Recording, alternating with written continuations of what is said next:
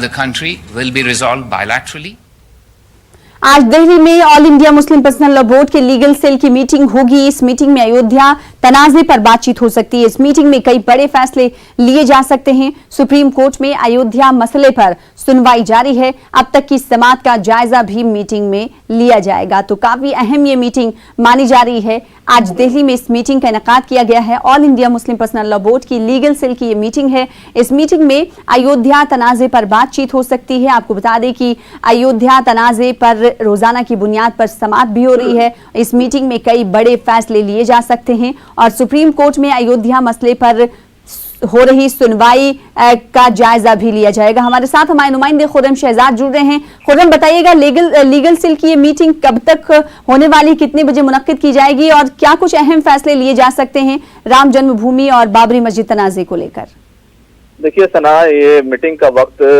सुबह 10:30 बजे रखा गया था। इंडिया इंटरनेशनल सेंटर में ये मीटिंग हो रही है। इसमें देखा जाए तो जफरयाब जिलानी, कमल फारूकी, मौलाना अब्दुल रहीम मुजद्दिदी समेत जो तमाम वकला के जो पैनल है वो सारे लोग इसमें शामिल हो रहे हैं। डॉक्टर कासिम रसूल इलियास भी इसमें मौजूद हैं, जो बाबरी मस्जिद की जो कमेटी है आप मुस्लिम पर्सनल लॉ बोर्ड की, उसके वो कन्वीनर हैं। तो कहना चाहिए कि एक बहुत ही इंपॉर्टेंट मीटिंग है और खास बात यह है कि इस मीटिंग में जिस तरह से सुप्रीम कोर्ट में समाअत हो रही है, मुसलसल समाअत हो रही है, जिस बात की उम्मीद शायद मुस्लिम पर्सनल लॉ बोर्ड नहीं कर रहा था, कोई भी उम्मीद नहीं कर रहा था कि इस तरह से समाअत होगी, क्योंकि मैराथन समाअत हो रही है। सुबह 10:30 बजे से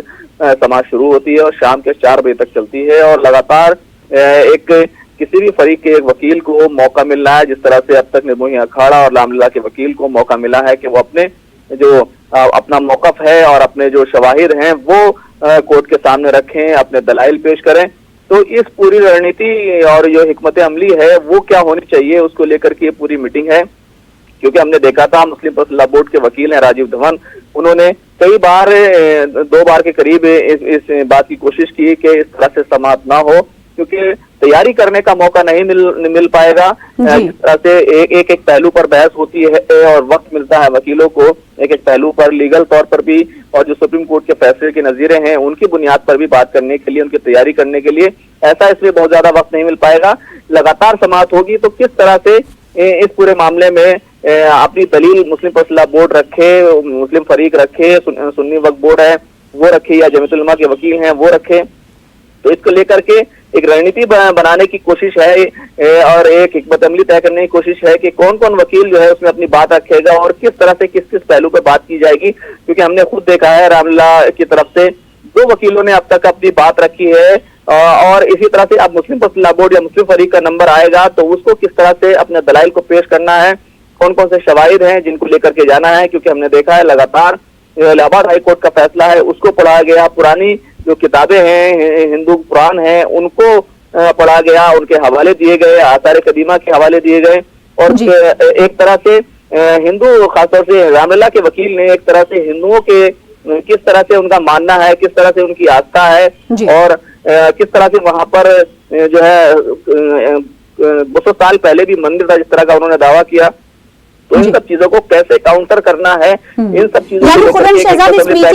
इस मीटिंग से यही अंदाजा लगाया जा सकता है कि रामलला विराजमान और निर्मोही अखाड़ा ने जिस तरीके से अपना स्टैंड रखा, अदालत में मौकिफ रखा, अब जब मुस्लिम फरीक की जानिब से स्टैंड अपना रखना होगा तो उसमें किसी तरह की कोई खामी और कमी ना रहे।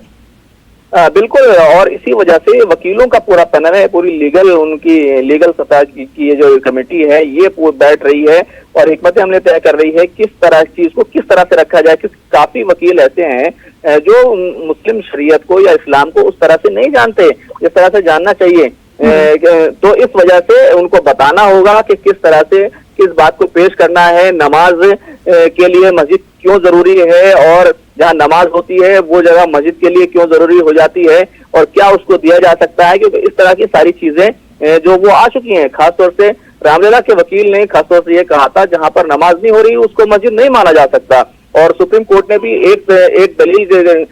ये दी कि जहां पर सड़कों पर नमाज हो रही है तो क्या उसको मुसलमान ऑक्युपाई कर सकते हैं, उसको मस्जिद मान सकते हैं, ऐसा भी नहीं हो सकता।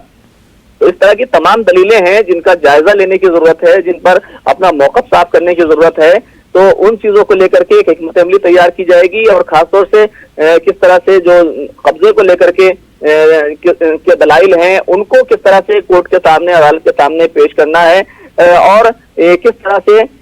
जो इस्लाम को लेकर के जो सवालात उठाए गए हैं, मस्जिद और नमाज को लेकर के, जगह को लेकर के और हुकूमत का एक्वायरमेंट को लेकर के जो सवाल कानूनी तौर पर उठे हुए हैं उनको किस तरह से टैकल करना है, इसको लेकर के पूरी हिकमत अमली तय करने की कोशिश आज मुस्लिम पर्सनल बोर्ड की ये मीटिंग जो है, ये कमेटी लीगल जो है कमेटी वो जो है ये मामले को देख रही है जी। तो मुस्लिम पर्सनल बोर्ड की लीगल सेल की मीटिंग जारी है। तकरीबन 10:30 बजे इस मीटिंग की शुरुआत हुई थी और इस मीटिंग में लीगल पैनल भी मौजूद है और किस तरीके से अपना स्टैंड मुस्लिम फरीक की जानिब से अदालत में रखा जाना है उस पर बातचीत की जा रही है, हिकमत अमली मुरतब की जा रही है। बहुत शुक्रिया खुर्रम शहजाद हमारे साथ जुड़ने के लिए और अपडेट फराहम करने के लिए। फिलहाल खबरनामे में रुकेंगे छोटी सी ब्रेक के लिए।